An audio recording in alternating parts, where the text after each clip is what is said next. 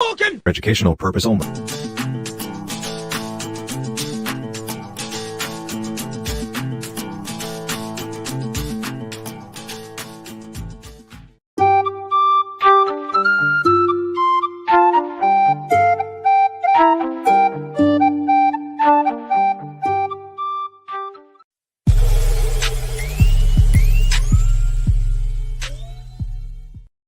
We're about to take it back. Okay.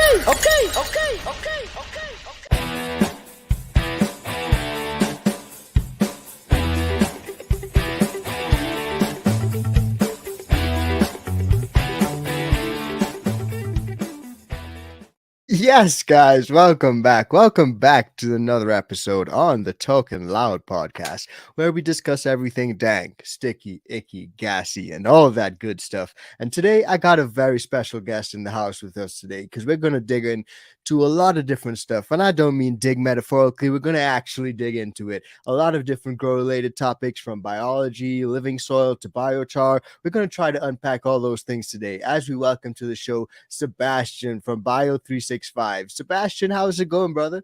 It's going great, Matt. Thanks so much for having me on the show. It's great to be here, and Happy New Year to you. Happy New Year to everyone tuned in as well, man. And most definitely, thank you for taking the time to join us. I really do appreciate it. How's everything going on when you know where you're kicking it at? How's everything going on over where you're at? Oh, well, I mean, here in San Rafael, California, we're in the middle of like this crazy atmospheric river that's just like dumping rain and wind and freeze down all over the place. And kids are praying for school to be shut.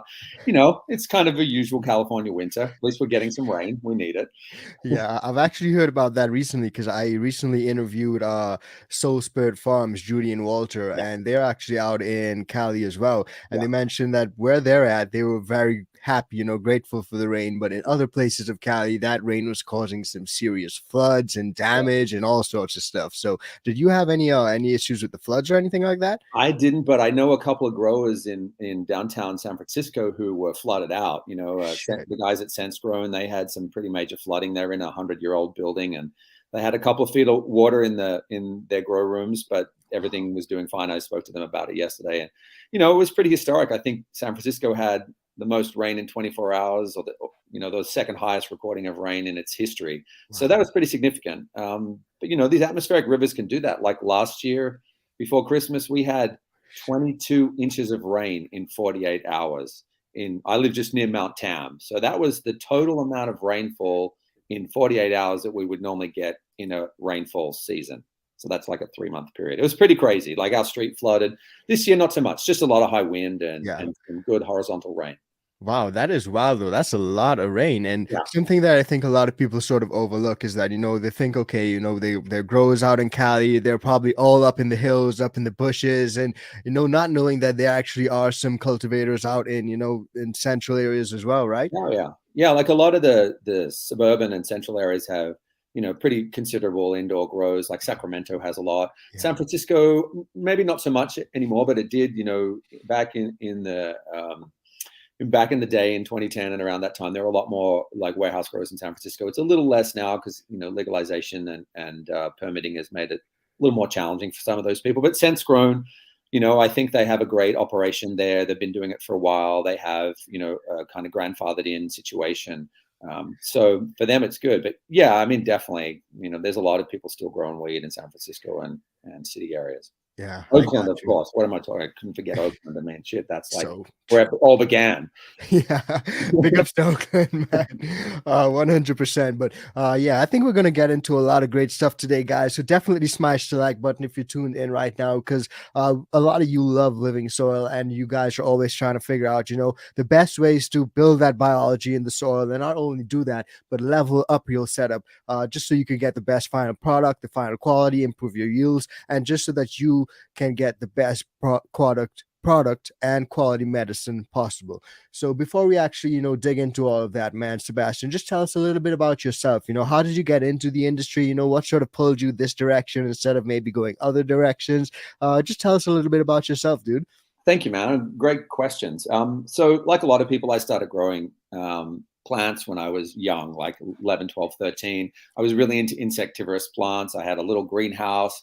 I grew a whole bunch of different Sarracenia and Drosera and all kinds of things. And I love that. I love the fact that, you could care for something and it would grow. And I still grow a lot of plants. I have orchids in my house. And, when I was around 15 or so, somebody gave me some seeds and I thought, oh, let's see how this goes. And all of a sudden, I had these great big plants growing in my greenhouse and it wasn't what everybody thought I should be doing at the time, but it was a lot of fun. And I think like a lot of people, guys and gals, just the experience of growing something that's so responsive and so fast and that you get to see results so quickly. And then at the end, you get this extraordinary, harvest of these incredible flowers that look amazing and smell incredible. And so that was sort of my start. And, all through my college years in Australia, I grew, I had, had greenhouses, I had some indoor. And then when I moved to San Francisco, I got married and I moved to San Francisco.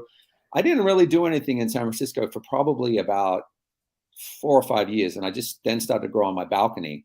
I had this little balcony that overlooked downtown San Francisco and I could grow really good little plants there. So I did that. It was fun. It was sort of like in the, the days before legalization, when you could have a legal cooperative model. And I just, got my card and I grew a few plants. And, I think I was working in landscape architecture and I realized that, my income stream was kind of finite there. I could only ever do so much unless I wanted to start my own design firm. And in 2010, I did that. I left and I started my own design firm. And at the same time, I stuck my toe into medical cannabis. And that for me was a pretty steep learning curve.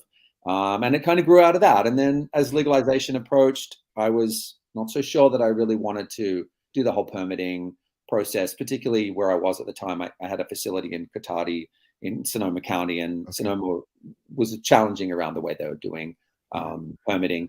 But right at that time, I knew a lot of people in that area, and one of those people was connected to Michael Klein from Bio365. And he said, "Oh, why don't you come up and have a look at this place? We need someone who knows how to cultivate in greenhouses and do at scale veg cultivation and clones and things like that." So I went up and that was the startup farm where Bio365, which wasn't even a company at that time, was testing their soil against all the other substrates on the market. And so I became the farm manager, and that's how I started in Bio365. And that's where I kind of phased out my cultivation kind of role. I still do, of course, cultivate on my own in the backyard in the summer season, and I love that, and I would never stop. I grow a lot of vegetables. I have a deep love and respect for plants.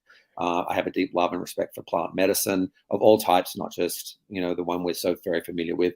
And part of the reason I think for that is that when I was a kid, I was an only child. I didn't have any siblings, and I found a lot of peace and a lot of love with plants. That they weren't going to call me names or make me feel small, and that when I tended to them and I paid attention to them and I observed them, that I got a lot of feedback, and I felt very safe in nature. I would spend a lot of time out in the bush in Australia. Yeah, my dad lived up in the Blue Mountains, so I would see him, on the weekends, and I would go out into the bush myself and collect plants and watch things grow. And, as I got older, I became aware that, plants are very intelligent, and we kind of underestimate that. We don't think that because plants have a brain that we can acknowledge that they're not intelligent. And, as I got older, I had some experiences with ayahuasca where I came to understand that, plants have incredible intelligence. I mean, if we just think about the cannabis plant, for example, over the last million years, it's co-opted humanity to carry it all around the globe, to cultivate it, to diversify it, to spread it, to make sure its genetics continue to grow. And to me, that's a form of intelligence. It's produced something that attracts us to it. We think, oh, we're mastering it, we're controlling it, but really it's actually the other way around. And that all really started with fungi way back when we had land plants evolve around 400 million years ago. Fungi immediately began to tap into how they could have a symbiotic relationship together. And that has formed the basis of what we know as the soil microbiome. So and true. So that's kind of my experience. I have a design background. I have a horticulture background. I got very interested in the science of soil biology and living soil through Bio365, and biochar is a part of that as well. Amazing, man. I love hearing your story because it's just so refreshing, and I can clearly see like you've had a love for the plant since you were like a little boy, back in Australia. And I know that we got a lot of people tuned into the channel right now, a lot of people tuned into this episode right now that live out in Australia. We got a lot of the ICANN fam is based out in Australia, man. So big ups to everyone from Australia. My Aussies, I love you guys. But for everyone that is growing out in a similar climate to that Aussie climate right now, what would you recommend to them? Is there any tip or trick or something that you can maybe suggest that will help them get through their growth? Because that climate is a bit challenging, right? I mean, it can be like, I mostly cultivated in Canberra in the ACT, which is high altitude. So that's around about 3,000 feet approximately. No, about 2,000 feet. Okay. And it's cold winters, cold and dry winters, and moist springs and hot summers. So it's not that different from parts of California. Yeah.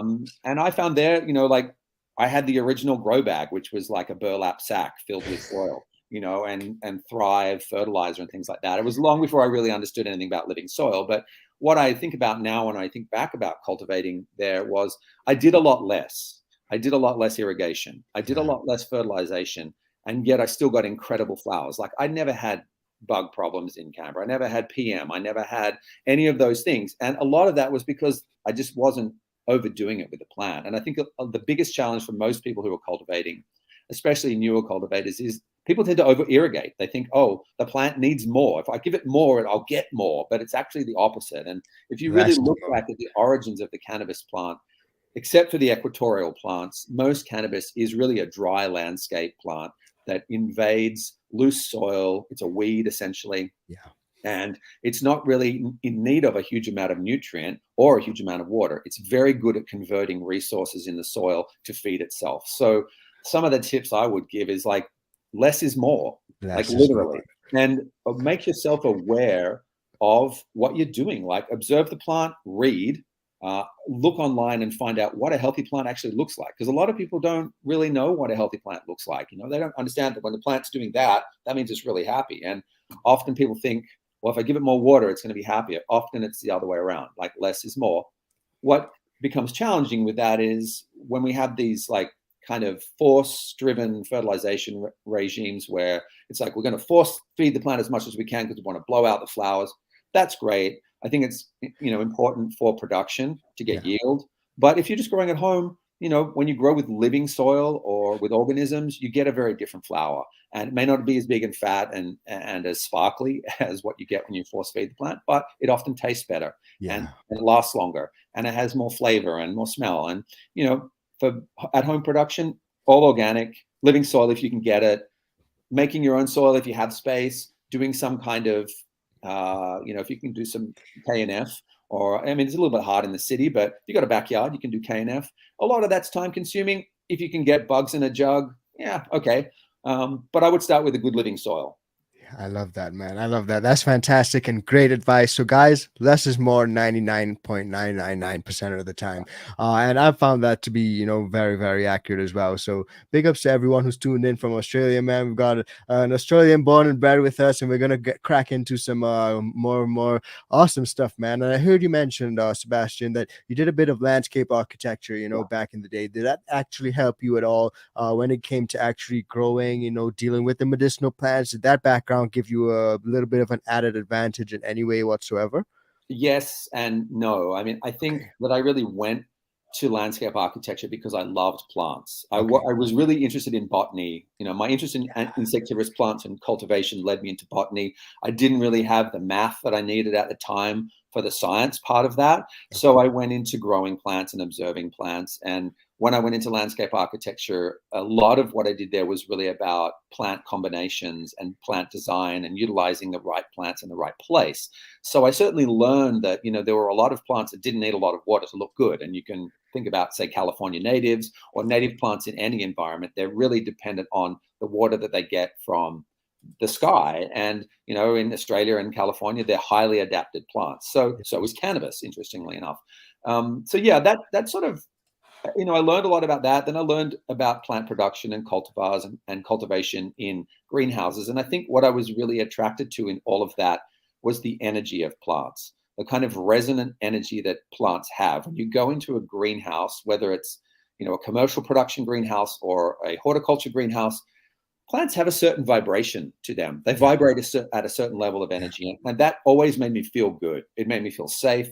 And that's what I love about cultivating things, is that after a while, I know this sounds kind of kooky, but plants talk. They do. Plants will It's true. communicate with you. And people think I'm nuts when I say that, but like that's the experience that I have. And I'm just going to put that out there.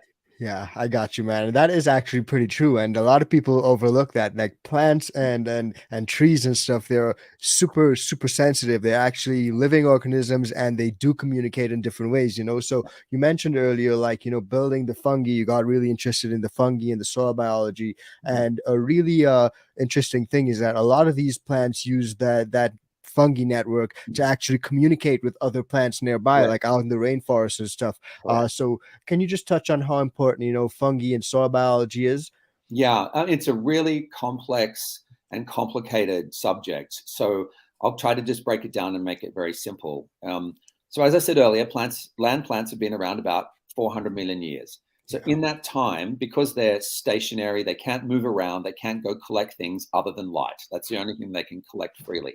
They adapted to communicating through their root systems with fungi and biology in the soil. They do this through exuding carbohydrates and sugars out of their root tips.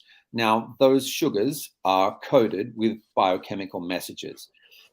They communicate with both fungi and biology, and sometimes also other organisms, animal organisms. Not animals, sorry, arthropods, etc. All these chemical messages are incredibly complicated, and we don't really understand. We understand what plant signaling is from a science perspective. We don't know all of the relationships, and there's just almost too many of them to really understand. If you think about a teaspoon of living soil has something like, 20 billion species of organisms. Like that's just a phenomenal amount of life. Crazy. When you think about a plant, it has a root. It has a root hair that comes off that. Off the root hair comes a whole lot of tiny little filaments that then exudate out carbohydrates and sugars. They connect to fungal mycelium. That's what you're talking about. The mycelium in the soil, that's the white kind of fuzziness that you see in soil. That creates a massive surface area through which plants can draw nutrient. But there's an exchange between the fungi and the plant. And often the fungi is giving the plant a signal to do something. So it's not just a one-way process. It's not just plants, fungi, soil. It's often soil, fungi, plant, organism. It's very, very complicated, but there's some great basic scientific papers you can pick up and just read about it. It's very interesting to know that a plant, when it gets stressed from overwater, for example, will signal stress. It'll release things that signal that it's stressed. Often that'll attract predatory creatures, arthropods, things like that. So a lot of people say, root aphids are in my soil because it was really wet. I'm like, yes, because the plant's signaling that it's in distress and the root aphids are attracted to that. In the same way that aphids are attracted to a plant in stress. If you overfeed plants, they tend to produce a lot of sugars which attract aphids. The aphids then feed on them. Then they attract ants. The ants then harvest the aphid dew. They continue to make it safe for the aphids. It's a very, very interesting set of complex systems. But what we're always seeking in that is homeostasis. In the same way we're seeking that inside our own bodies. Homeostasis is where everything is in balance and the system works in a well-oiled, syncopated fashion. So it's very complex, but it's not very complex if you just think about it in a simple way. It's like the plant feeds the biology feeds the plant feeds the fungi feed the plant, and that includes from their leaves, not just from their roots. The plants put out exudates into the air. So there's a lot to learn if you want to dive down that rabbit hole. I mean, I read scientific papers regularly, and I'm always learning new things. Like I was reading a paper about flavonoids recently and how they influence biology in the soil as well as biology in the air. Interesting, man. I would love to get into that one, but crazy. This is just so interesting, and everything that you're saying, it actually puts a different spin on things. And I actually don't think that I really, pay much attention to the fact that when you do cause issues with your plant, you stress them out, you overwater it, for example, that plant will release certain signals, and then the root aphids are attracted to those signals, and that's how you end up in that cycle, that perpetual cycle of pain. And that's just a great point. So everyone that's tuned in right now, that's just it goes to show the importance of, the soil microbiology and all that stuff. And a great saying that you guys like to say over there at Bio365 is soil without biology is just geology. That's Right? right. Yeah. Well, I mean, that's a really interesting segue because, you can kind of attach the Gaia theory or the Gaia hypothesis to that connection between geology. Like if you think about the Earth as a geologic organism that grows consciousness on its crust. Now, is there a relationship between the consciousness on the crust and the geologic organism? Is that an organism in itself, a greater being? I mean, that's a theory of Gaia. I don't know either way about that. But what I do know is biochar, which is a crystalline carbon matrix, it actually is like a semiconductor in the soil, and it can provide to biology, or biology can take from biochar, electrons, which speed up the biology's metabolism. Now, that's kind of fascinating to me because really what happens in our brains between synapses is electron transfer. So there's not a lot of difference in the soil between a living unicellular organism and an inert carbon matrix of biochar, this exchange of electrons. To me, that, in a romantic sense, it's kind of like a form of sentience, like soil sentience. It's the communication between the inert geological and the living biological. And then a plant benefits from that. So, to me, there's a lot of bigger stuff that's operating when we really start to get into thinking about plants and consciousness and, this idea of communication and plant intelligence. Yeah, and I think that is a fantastic point because a lot of people, they may not have had any experience as you did, or some other people like myself may have, growing other plants in the past, or experimenting with different stuff before you actually got into the medicinal plants, and they're just thinking of it as, I'm growing weed. But in that sense, that can be a little bit misleading because you're pumping the plants with nutrients, you're not thinking about the soil biology, and you're not really just understanding how everything works. But once you have that understanding of how everything works, you're able to see things in a whole different light, and that improves your grow and your skill as a gardener, right? Right, absolutely. And I like to think about it in this way. If you take that lens looking out of you and turn it back in on yourself, and think about your gut microbiome. Yeah. It's the same thing as the soil microbiome. They're almost identical. So what you put into your body, what you feed your gut microbiome is going to change the way you think. If you feed yourself loads of like hollow carbs and sugars, bullshit, all that bullshit, you're going to crave those things. You're going to have anxiety. You're going to have a short attention span. If you feed your gut microbiome complex carbs, which are leafy greens primarily, you think about how we evolved, like we're evolved from apes, allegedly. Look at a gorilla. What does a gorilla do? He sits around and eats leaves and maybe some insects, and he's 400 pounds of pure muscle. Yeah. So this idea that you've got to eat whey protein to build muscles, it's one way to get there. You can also eat complex carbs. When you eat complex carbs in terms of salad, and I know that doesn't sound, like tough, but like salad feeds your microbiome in a different way. Then your microbiome communicates with you in a different way because in your microbiome, you have more serotonin production than in your brain. Yeah. Very interesting to start thinking about this. Wow. So like if you don't feel good, it's probably what you're putting into your body. Same with the plant. If the plant doesn't look good, it's probably what you're putting into the plant, not what the plant is doing itself. It's what's being given. So if you can turn that lens on yourself and say, well, am I taking care of me? Am I like eating good food? Am I, intermittently fasting? Am I meditating? Like, what am I doing to really care for this? Then your perspective of what's outside of you and the plant changes. Yeah, wow, that's a great analogy, and I use a lot of like probiotics and stuff like that. I'm always trying to make sure I'm taking care of my gut. And when you think of it that way, I got to take care of what I'm putting into the plant, what I'm feeding the plant, what's going into the plant's body, the plant system. And as you said, it may not be the plant itself because I recently grew a slurricane number 7. It came out perfect. I took a cutting, organically amended some soil, and I think I went too heavy on the organic inputs, so it showed a few different signs of just stress. And that goes to show the what you're putting in there, even if it is organic, you just need to make sure that you're able to dial it in. It's exactly what the plant needs. And on that note, you guys are big advocates of using biochar, and there are a lot of benefits when it comes to using that as an additive to your medium, anything like that. So just touch on the benefits of biochar and why is it so important and useful? Well, I mean, biochar has a lot of different uses, but over the whole in ag, it's really a great way to sequester carbon in the soil and to provide a reef structure for biology and biological colonies. And that, that's its primary purpose in terms of, if we think about it as a climate change modifier, like you can put it in soil that's dead, essentially, and it will help build biological colonies, which will then draw down carbon into their bodies as they form, and that carbon will remain in the soil if you don't till the soil. Yeah. So that's one of biochar's wonderful benefits. It's one of the 5, modalities that we can utilize to really significantly draw down carbon at scale. That's coming closer and closer to fruition as it gets cheaper and cheaper to purchase biochar. However, all biochar is not the same. This is one thing that we have to pay real attention to.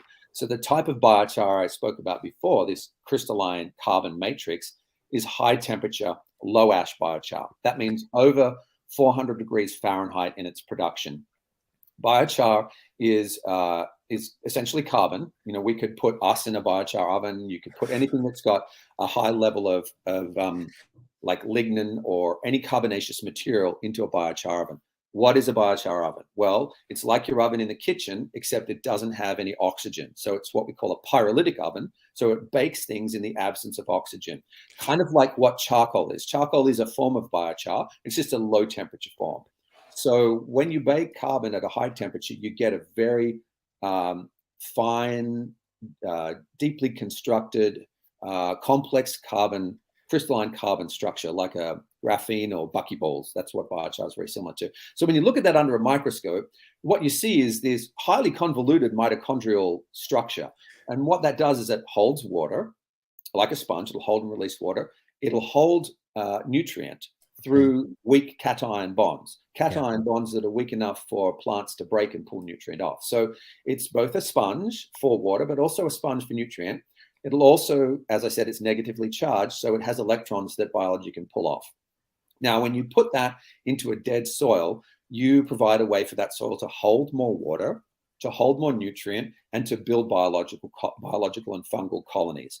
Now, for someone who's out on 100 acres in Ohio, and they say, I want to do things differently, I want to reduce my water usage, they put about 5 to 10% per acre of biochar. They add some nutrient to that, whether it's organic or salt. The biochar will hold some of that. Then they do a cover crop, or maybe they might do a light spray of a compost tea or some other biostimulant. Yeah. Those 3 things together, the cover crop is important too, will immediately begin to build living soil. Now, you can build living soil very quickly in those environments, not so much if you're tilling. So the thing that we need to really move away from in commercial ag is tillage. How do you do that at scale? Well, that's where everybody's at with regenerative ag. How do we actually scale regenerative ag to be low or no till? Biochar is a fundamental part of that. So is soil microbiology. So is organic matter in the soil, or soil organic matter. In controlled environment ag, biochar is a little bit different. There are definitely some people who are now experimenting with growing in 100% biochar. I think you can definitely do that.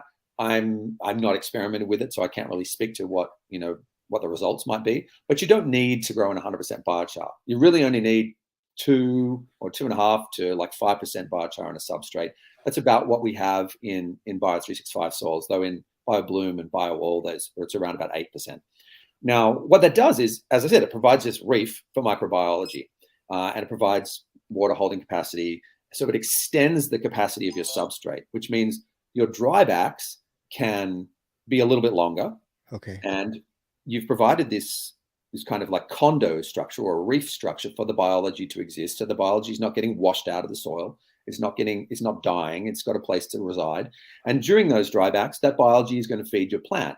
So it allows you to decouple this idea of fertigation equals nutrient delivery. Fertigation does equal nutrient delivery, but only while you have concentration on this side of the root cell membrane and a weaker concentration on this side. You get the nutrient moving across the root cell membrane. When you get a balance, you don't get any more feeding. That's when the biological feeding kicks in, and the plant gets to be fed on demand according to what it wants. Yeah. That's why you get a different genetic expression of the plant in living soil, because it's being fed according to what it's demanding, not what you're forcing it. So that's one of the benefits of biochar in the soil, is that it provides this reef for biology to grow. It's a great product. You can use it in your vegetable patch. That's what I do here. I reuse my old Bio365 soil I just put in my garden beds. I sometimes put a little bit of biochar in with that. One thing to really remember with biochar that's kind of key if you're making your own biochar or if you're buying biochar, is make sure you buy high temperature, low ash biochar over 400 degrees Fahrenheit. Okay. Make sure it's activated, because when it's produced, it often has an oily residue on the outside of the biochar, which needs to be broken down so that the biological and fungal bodies can connect with it. Now, you can do that chemically by washing it. You can do it by peeing on it. You can do it by putting it in your compost heap, and the heat and the chemical interactions with nutrient that the biology do will break that down. The other side of biochar is low temperature, high ash biochar, which we would think of as more like a slow release fertilizer. So say if you take chicken litter or manure or some of these agricultural byproducts and you put them in a pyrolytic oven, you get a kind of high ash, low temperature biochar. You can combine that with high temp, low ash biochar in the soil. It's like a slow release nutrient then. So as that ash begins to break down with the aid of biology, it becomes bioavailable and gets fed to the plant. And the biochar, the high temperature biochar, provides a place for it to reside and not get washed out of the soil. Also, the biology gets to reside there. So, one regenerative ag strategy would be high temperature, low ash biochar combined with low temperature, high ash biochar combined with a biostimulant and a cover crop.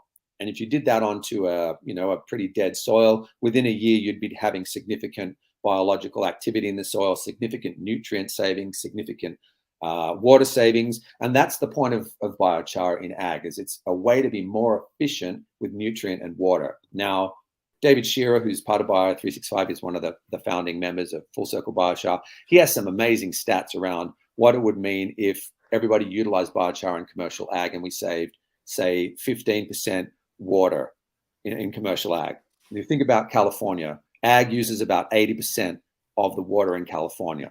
So if ag were to save 15% of their water usage, what would that mean for the cost of agriculture plus the availability of water for everybody else? I mean, that 15% margin would probably be enough to save us in severe drought. Yeah. So why aren't we doing that? That's a big question. Why isn't everybody in California utilizing biochar in their orchards, especially in orchards, because you can do it easily enough? Well, lots of reasons. Change is one of them. But, I've rabbled on, so I'm sure you want to say something too.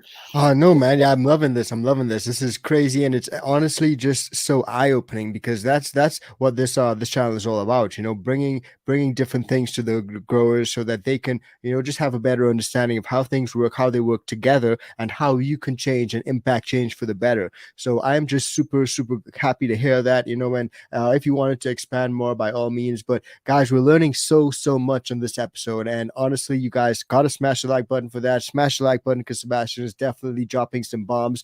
And for all you guys who may not have known, there is that low temp, high ash biochar. There's the high temp biochar. And most importantly, you can activate the biochar just by peeing on it. Yeah. If you got to take away one thing, just take away that. Your pee is pretty strong. That's right. Yeah, just put it in a bucket and pee on it and leave it overnight. That'll be enough to start etching it. Then you can put it in your garden bed. Give it a wash after you peed on it. You just want to make sure that you don't want to have anything nasty in there. And that's another really good point. I watched a recent episode where you were talking about tainted weed in New York, and it's really important to understand the benefit of a complex, diverse living soil is that all that cacophony of microorganisms really outcompetes a lot of those pathogenic biology. Wow. Now, why do we have pathogenic fungi and biology in our agriculture system and our food system? Because we don't grow with living soils. We don't grow with these complex, diverse systems that have millions of species. We grow with very limited biological systems. So when we think about bugs in jugs, for example, we have maybe 5 or 10 species in a jug or in an additive. Now, that's not a lot of species. Bio365 in their soil cultures biological fungal matrices from worm castings. There's tens of thousands of species in there. Now, maybe not all of those species are operating at one time, but they're there and they're available, and they create a very diverse system in the soil itself. When you have those diverse systems, things like Fusarium, things like E. coli, things like Salmonella, they can't compete with that diversity. They can't compete for the resources. They can't compete because they often get eaten. Like, people think Fusarium is a terrible, terrible thing. And it absolutely is when you're working in a sterile environment. When you buy cocoa from India, for example, and you get your cocoa block and you hydrate it, you put in your nice warm grow room and you stick a plant in there, anything that's on that cocoa brick, fusarium, pythium, whatever, that's all around in the atmosphere all of the time, it's on your clothes, it's everywhere, it's up your nostrils. Like when you hydrate that, it becomes active and you give it this perfect environment. And then you wonder why, you get fusarium and pythium and wilt and you're losing yield. Well, it's because you don't have anything to outcompete that. Then you've got to come in with your IPM and start spraying and doing all these things. You don't necessarily want to do that. So the benefit of a living soil is it immediately gives the plant a level of resilience and vigor that it doesn't have in a sterile environment. That's the point of living soil. Now, everybody who grows outdoors in living soil that they've created for many years knows that. They have high quality plants, they use less water, they use less inputs, they get great terpene profiles, all of that.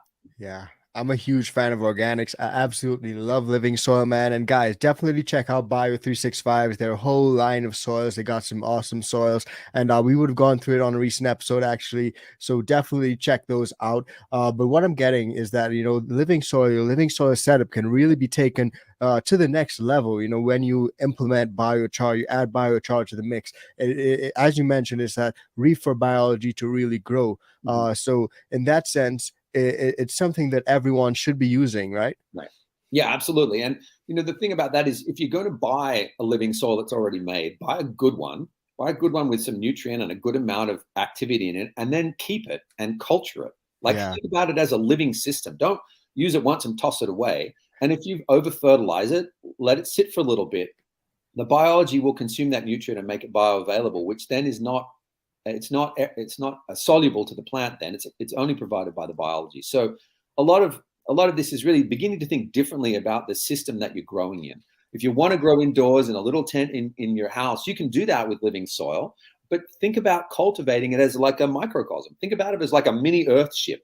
How do I keep this soil alive? Not too much water, not too much bright light, making sure you've got a balance of systems. And how do you do that? Well, you go read and you learn about it. There's so much information available about this online, just on YouTube alone.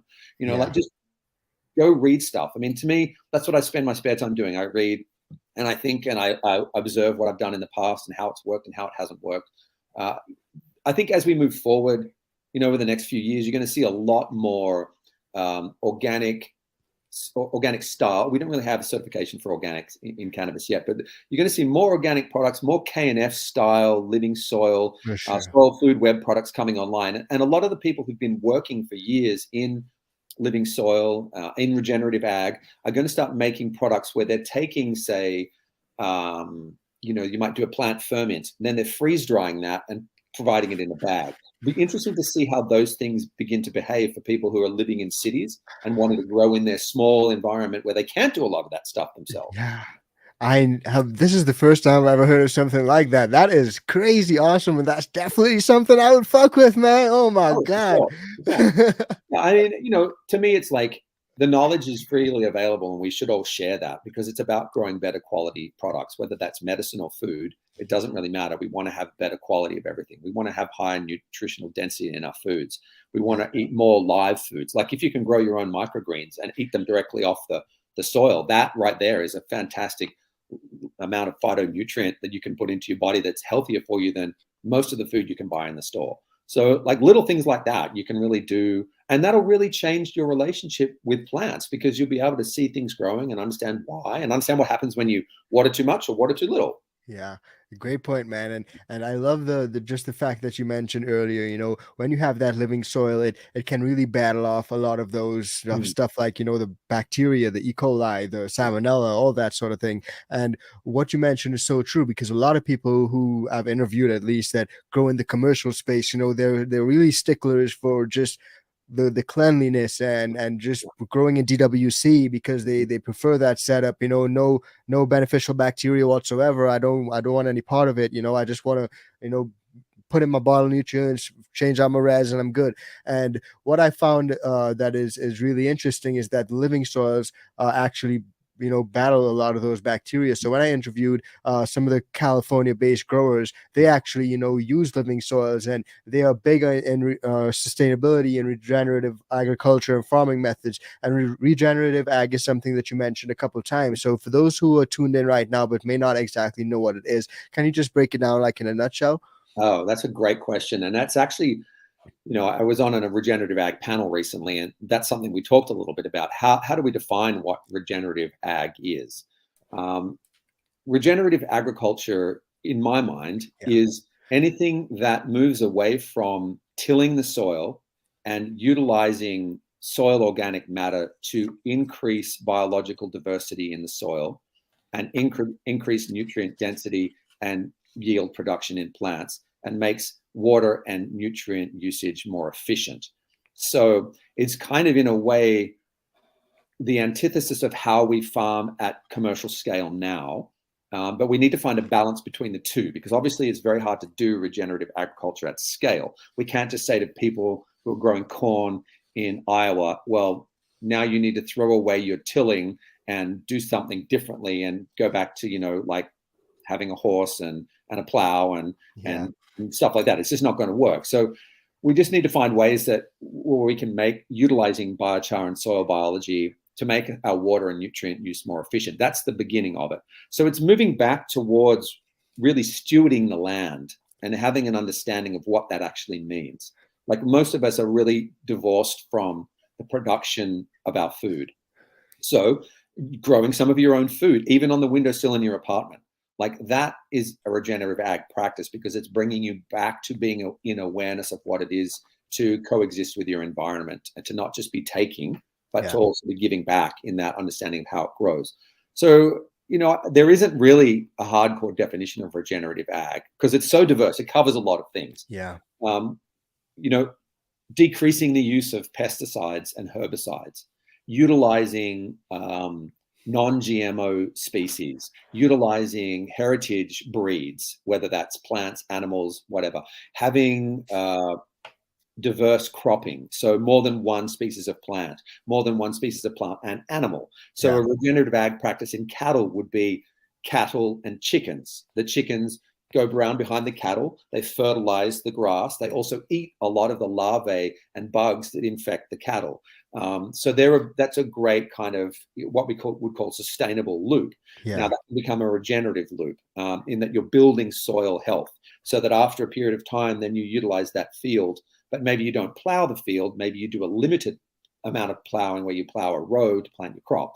So there's all kinds of things, but utilizing biology is key, Okay. utilizing biochar, utilizing natural strategies in order to grow healthier food.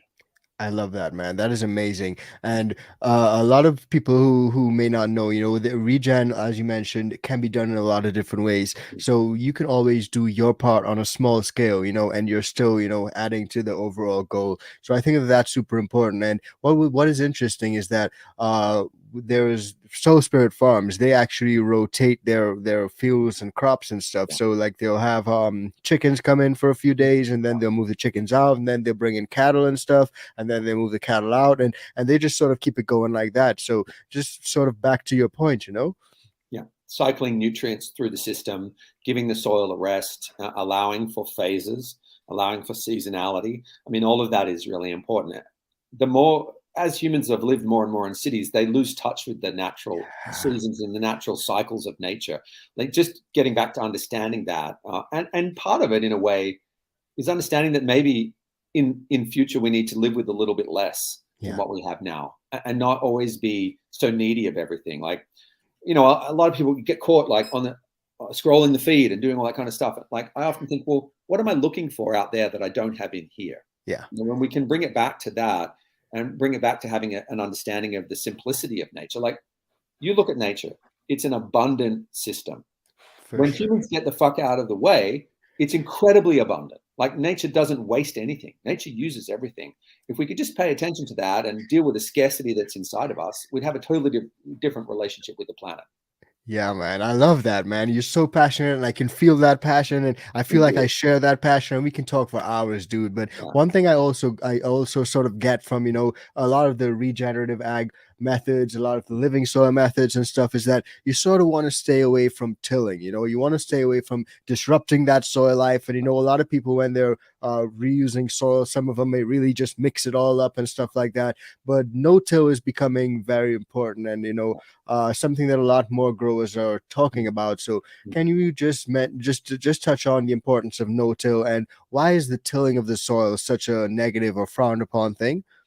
Great question. I'm not a no-till expert by any means, but if you think about soil in a strata, so if we cut down into the soil, you'd see up here is plant growth, and you have like a zone of high organic matter, and then you get down into the soil strata where it comes down into the rock. You have some minerals in here, you have maybe some clay, and the soil changes. So that surface layer, that organic section at the top, is where all the life primarily is.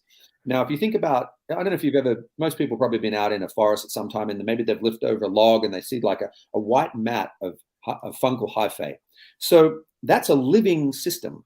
When you cut that up into little pieces, you completely destroy it. So you completely destroy that fungal hyphae's ability to interact with the soil and to decompose plant material and release nutrient into the soil. So that's why tillage is bad, because it breaks up all those colonies. And in the breaking up of those colonies, it releases them into the air. It exposes them to the air, to the sunlight.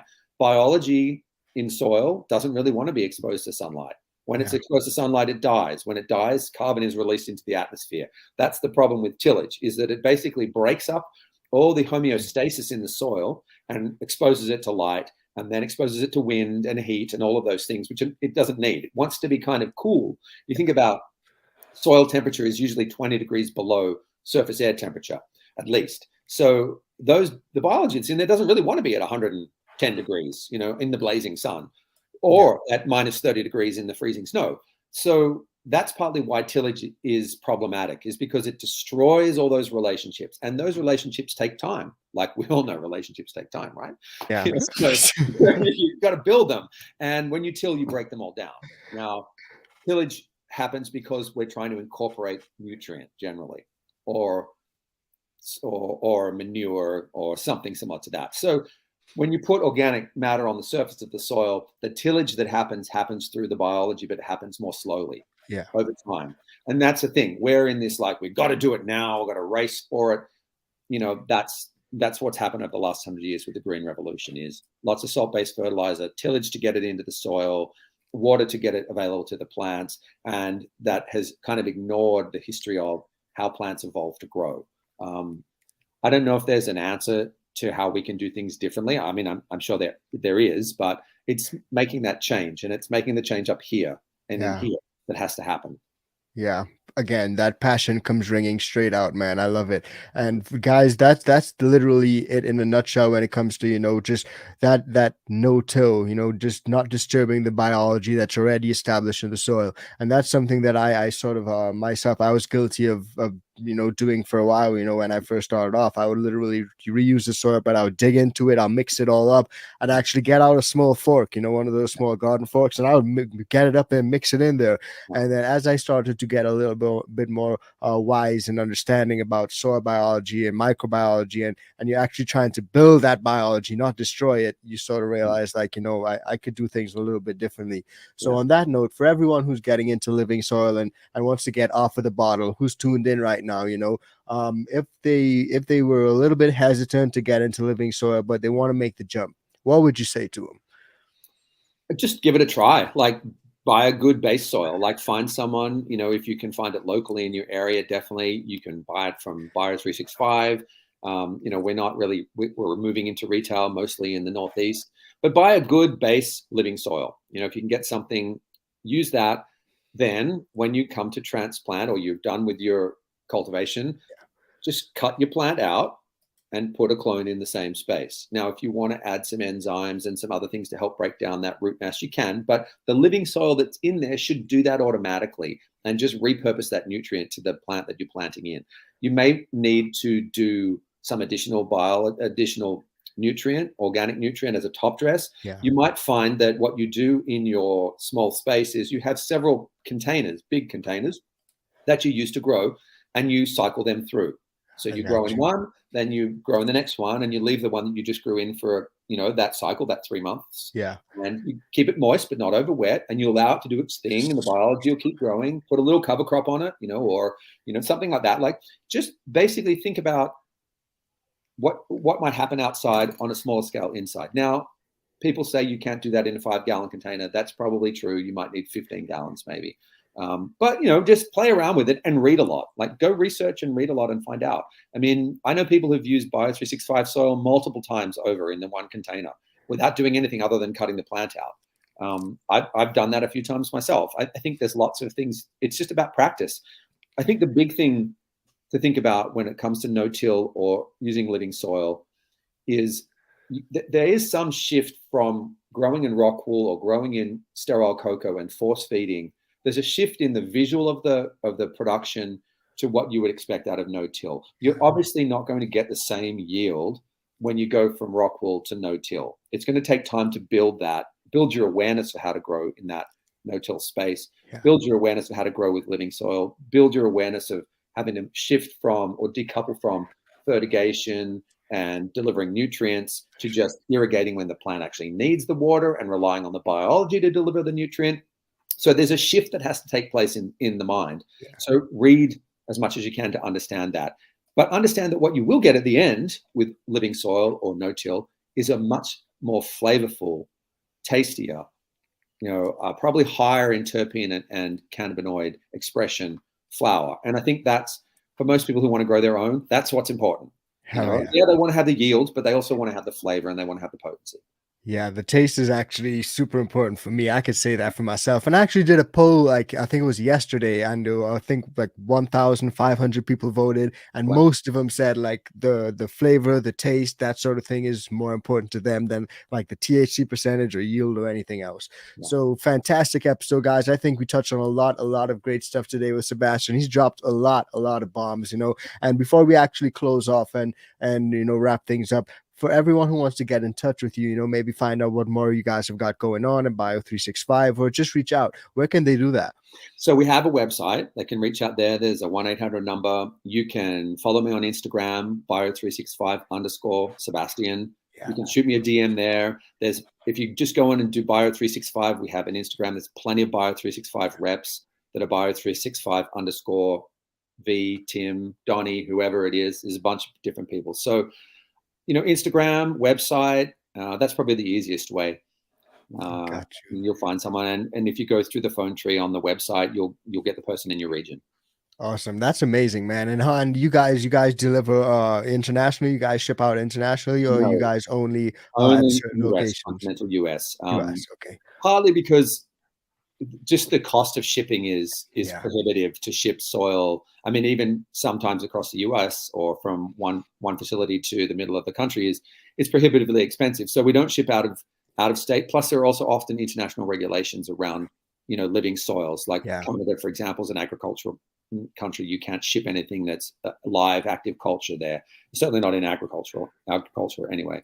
But we do have more and more retail footprint. Retail's coming to California. It'll be here this year, probably for end of the first quarter. So look out for it. We'll be around. I love to talk. Anybody wants to DM, I'm happy to chat with you guys. Amazing. Sebastian has honestly got a lot of knowledge when it comes to, living soils, organics, growing. And Bio365, they're doing some great stuff. Check out their biochar mixes and definitely give it a try, man. 100% you won't regret it. Thank you so much for tuning in, everyone. Sebastian, I had a great chat with you, man. I really did appreciate you taking the time to come on and kick it with us. On behalf of everyone that's tuned in right now and the thousands that'll watch it afterward, thank you so much, man. Really appreciate it. Appreciate it, man. Happy New Year, everybody. Most definitely. Hell yeah, most definitely. Smash that like button, everyone. Drop a comment down below and let me know what you thought of this episode. And most importantly, stay high and stay fly. And we'll see you on the next one. Peace, fam.